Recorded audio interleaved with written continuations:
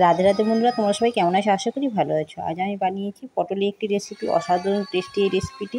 ভিডিওটি সম্পূর্ণ দেখুন, স্টেপ বাই স্টেপ দেখুন, স্কিপ না করে। পটল তো অনেকভাবে রান্না করে খেয়েছেন, প্লিজ বন্ধুরা এইভাবে একবার রান্না করে খেয়ে দেখুন, আশা করি ভালো লাগবে। ভিডিওটি ভালো লাগলে বন্ধুরা লাইক করবেন, শেয়ার করবেন, ফেসবুক পেজটি ফলো করতে ভুলবেন না।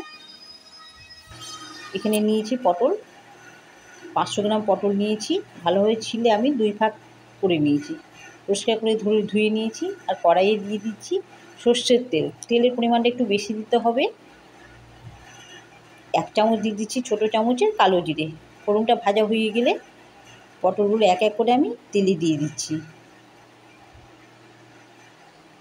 আর দিয়ে দিচ্ছি 1/2 চামচ লবণ। পটল খুব ভালোভাবে ভাজতে হবে।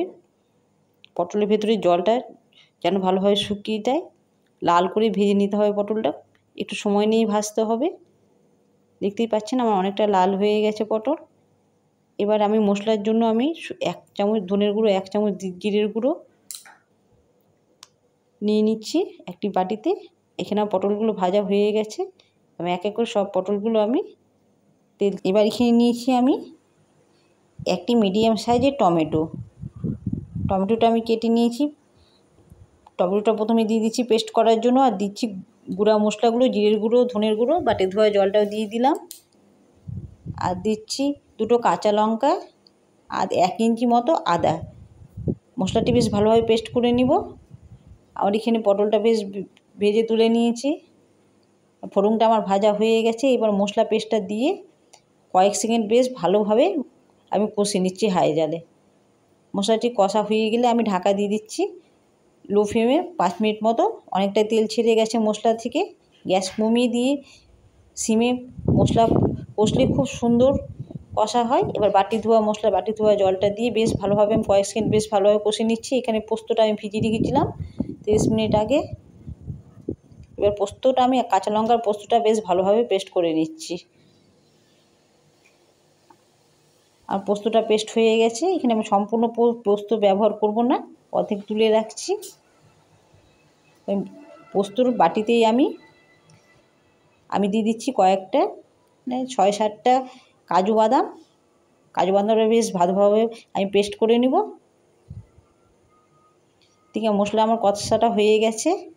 এবার দিয়ে দিচ্ছি পটল ভাজাগুলো। পটলটা দিয়ে বেশ ভালোভাবে কয়েক সেকেন্ড বেশ ভালোভাবে কষে নিব।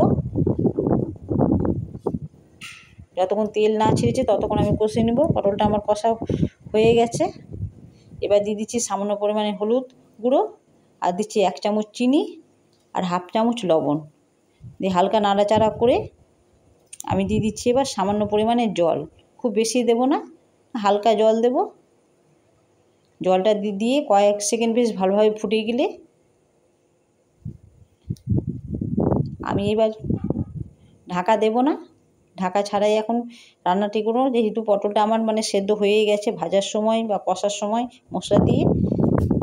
জলটা দিয়ে বেশ ভালোভাবে ফুটে গেলে এবার দিয়ে দিচ্ছি আমি 1 চামচ বড় চামচের পোস্ত আর কাঁচা লঙ্কা পেস্টটা হালকা নাড়াচাড়া করে কষে নিব। পোস্তটা কষা হয়ে গেলে এবার দিচ্ছি কাজু বাদাম পেস্টটা দিয়ে বেশ কয়েক সেকেন্ড বেশ হালকা জালে আমি নাড়াচাড়া করে আমি দিয়ে দেবো এবার সর্ষের তেল। একটু বেশি করে সর্ষের তেল, কাঁচা তেলটা দিতে হবে। কাঁচা তেলটা দিয়ে হালকা নাড়াচাড়া করে আমি কয়েক সেকেন্ডের জন্য ঢাকা দিয়ে দেব। 3-4 সেকেন্ড ঢাকা দেওয়া হয়ে গেলে আমি ঢাকাটা তুলে নিব। দেখতেই পাচ্ছেন কালারটি আমার খুব সুন্দর এসছে। এবার পোস্তর বাটি ধোয়া জলটা দিয়ে আরও কয়েক সেকেন্ড বেশ ভালোভাবে ফুটিয়ে নিচ্ছে। আমার জলটা শুকিয়ে গেলে এবার আমি পটলটা তুলে নিচ্ছি। আজকের মতো টাটা বন্ধুরা। কমেন্টে জানাতে ভুলবেন না আজকে রান্নাটি কেমন হয়েছে।